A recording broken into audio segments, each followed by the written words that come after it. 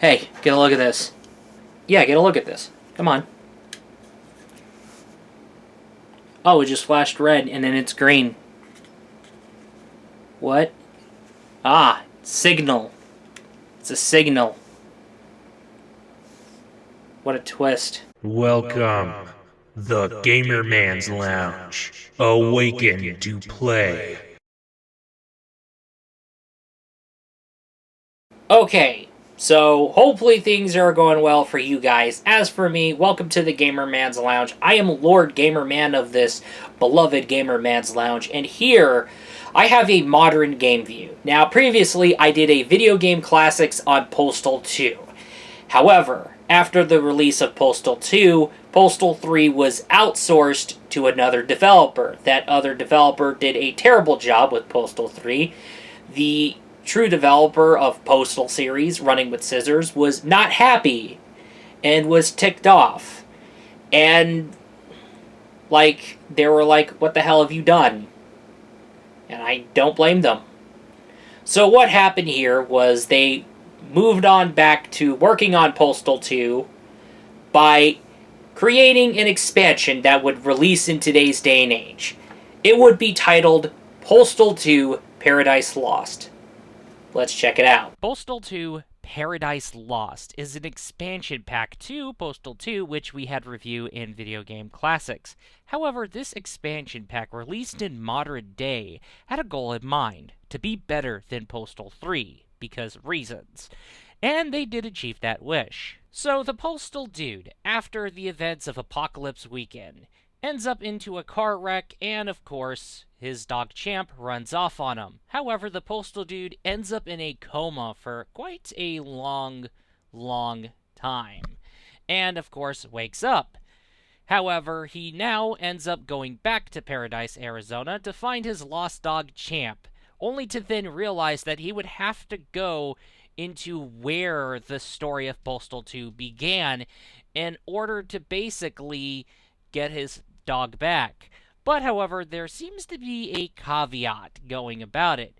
And unfortunately, because of this, he has no choice but to pretty much cooperate with the familiar faces in order to basically figure out how to cure Champ of the situation and be able to get him back to normal and get the fuck back out. Also making things worse, the Postal dude is haunted by the Postal dude of Postal 3. And, yeah, things take a real big doozy from here. The definitive no-shit Sherlock is, well, the fact that Paradise is entirely different. Not only that, but Paradise is well-structured very differently after the events of Apocalypse Weekend. One thing seems to be ordinary after all that stuff, and there's another part of the city that is, well, raining, another part that is snowing, and then another part that is, oh yeah. Now, as you first start the story of Paradise Lost, you'll be basically doing things for you, the Postal dude. But however, that will change as you do errands for other people. Postal 2's edgelordian shenanigans is going to persist throughout Paradise Lost, just like, well, Postal 2 and Apocalypse Weekend.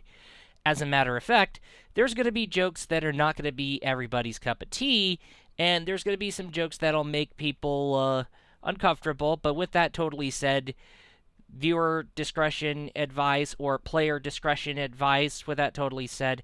But there was a joke that really did not age well. Let's say, Postal 2 Paradise Lost really pulled a Simpsons when it came to the toilet paper quest. Postal 2 has you wanderlust, doing whatever the hell you want before you feel like, okay, let's get right on going to the main quest. And how you approach quests is there's optional ways of dealing with things. Apocalypse Weekend, no options, you're fighting to defend yourself, okay? However, Postal 2 Paradise Lost does mostly, at most, bring back the stuff from Postal 2. But it does keep a little bit, it does bring the fight to survive stuff when it comes to Apocalypse Weekend. So you combine them together, but with that totally said, Paradise Lost is going to be mostly of what Postal 2 is going to be about, being more wanderlust, approaching things with multiple options, and of course, if you want to dilly-dally, you could dilly-dally from left and right until you decide, alright, let's get going. Now, Postal 2 Paradise Lost has its share of boss battles. Now, boss battles can be like from, okay, decent, to, okay, a little bit epic, but nothing special. And on top of the new additions to your arsenal, there's plenty of weapons, meaning plenty of fun to be had in Postal 2 Paradise Lost.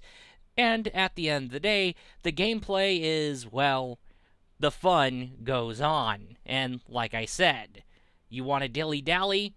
Go ahead, the fun goes on. Now, as you beat the game, you do have the introduction to the Enhanced mode, which is like the developer's answer to, say, New Game Plus, where you do get amped up versions of weapons. So, and of course, there seems to be some additional stuff being added into it. Basically like remixing the campaign. Now, also, keep in mind that there is a mode where you could play through the original Postal 2 campaign, or you could play through Paradise Lost, or you could play through Postal 2, Apocalypse Weekend, and Paradise Lost all in one sitting. Postal 2 is self-aware of its flaws, and not only that, the flaws can basically add to the game's overall charm and entertainment. It's like the flaws of The Room, but it just makes it so good. And speaking of movies, Freddy Got Fingered is essentially the Postal 2 of movies. Anyway, movie takes aside, there is one issue that I do have with Postal 2 Paradise Lost, is that there is the crash bugs. The game will crash on you, but rarely. Very rarely. It crashed on me a few times, but they happened on rare occurrences from left and right. Now, the design of Postal 2 was great, but the design throughout Paradise Lost still remains just as great as Postal 2. And of course, the design of the city of Paradise is just brilliant. A lot of attention to detail, amazing level design from left and right on this big, wonderful open world that you're kind of exploring and that you still get to explore in Paradise Lost. Good times are definitely to be had. And the music, yes, they do have music added in.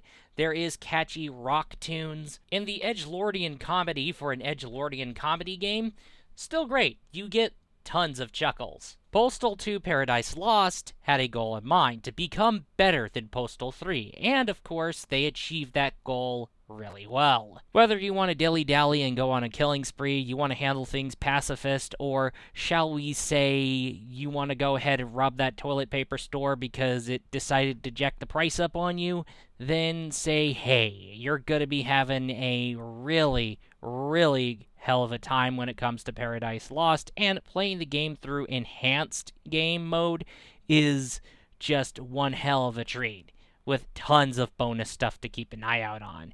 There's plenty and plenty of stuff to check it out, and Postal 2 is surprisingly replayable, especially when it comes to the Paradise Lost campaign. Unless the edgy shenanigans is too much for you, Postal 2 Paradise Lost is a very solid expansion released in modern day to become the continuation of the Postal 2 storyline, a big farewell and send-off to the entire Postal 2 storyline, and not only that, a surprisingly out-of-nowhere expansion pack considering the fact that this would release for Postal 2 in modern day, especially when Postal 2 made it onto Steam.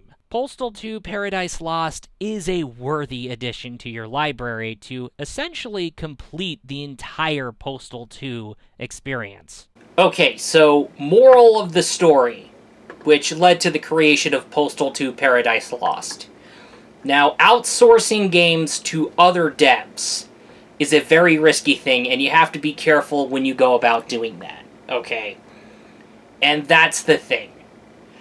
Alright, so you don't want another situation like, say, Postal 3, and there's been other cases where, let's say, like in the case of Postal 3, it is a huge example of what could go horribly wrong for your franchise. And that's the thing. Now, when you're outsourcing to developers, you need to find a damn good track record. Alright, a damn good track record. That's more important than ever. Absolutely, you need to make sure that the developers know what they're doing. And I think keeping a close eye on the third-party devs is the biggest key to ensuring things go well and things don't go south. Alright, that's my saying at the end of the day. Now, there has been cases where these games were underrated. Street Fighter EX and EX2. So yeah, the Street Fighter EX series, Arika did a hell of a good job with the... actually, they did much better of a damn well good job with, say, Street Fighter EX2 Plus. I mean, the soundtrack, they went all out with that soundtrack. Like, holy crap. And there's a whole lot of improvements from left and right. I'm sour that they left out Blair Dame. It is the way that it is. But, yeah, it's an underrated title. Those two are underrated titles, absolutely. And really, to be honest with you here, that's the thing. Okay? Now, if I remember, there's been some stuff that's going on around here. That's an example of things that can go well when you're outsourcing to third-party developers. And that's the thing about that. And, yeah, when you have situations like what happened to Postal 3, then, yeah, you're going to want to be like, yo, what the hell? What do we do? You know what? Let's go back to Postal 2. Let's give it another expansion pack, release it on modern day. And I think that was the best approach for running with scissors to do that. Absolutely smart plan. Anyway, with that totally said, that's all. I will be looking forward to you in the next video. Peace out.